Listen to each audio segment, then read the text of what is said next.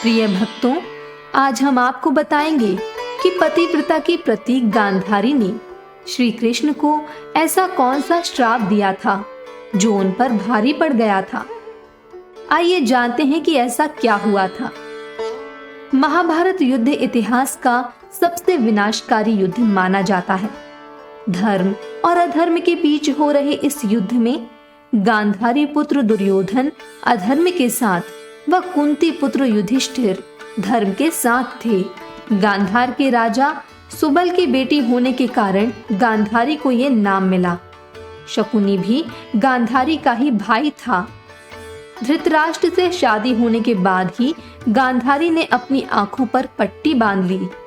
दरअसल उनका मानना यह था कि जब उनके पति धृतराष्ट्र संसार को नहीं देख सकते तो उनकी पत्नी होने के नाते उन्हें भी कुछ नहीं देखना चाहिए। उनके इस फैसले के कारण ही उनकी गिनती पतिव्रता स्त्रियों में की जाती है। इस युद्ध में राजा धृतराष्ट्र और महारानी गांधारी के 100 पुत्र कुरुक्षेत्र में शहीद हो गए थे। गांधारी बेहद क्रोध में थी। वो अपने बेटों के शवों पर विलाप कर रही थी। इन सबके बीच उस समय श्री कृष्ण वहां शोक प्रकट करने पहुंचे। तभी गांधारी ने अपने पुत्रों की मौत का जिम्मेदार श्री कृष्ण को ठहराया और उन्होंने कहा कि अगर उनके बेटों के खिलाफ षड्यंत्र न रचा जाता तो ऐसा नहीं होता। यही नहीं, गांधारी ने यह भी कहा कि अगर श्री कृष्ण नहीं चाहते तो ये युद्ध भी नहीं होता।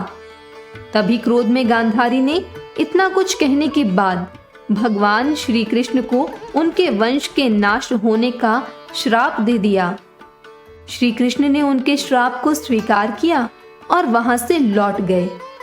भगवान श्री कृष्ण को गांधारी का ये श्राप लग गया और आगे चलकर उनके पूरे वंश का विनाश हो गया।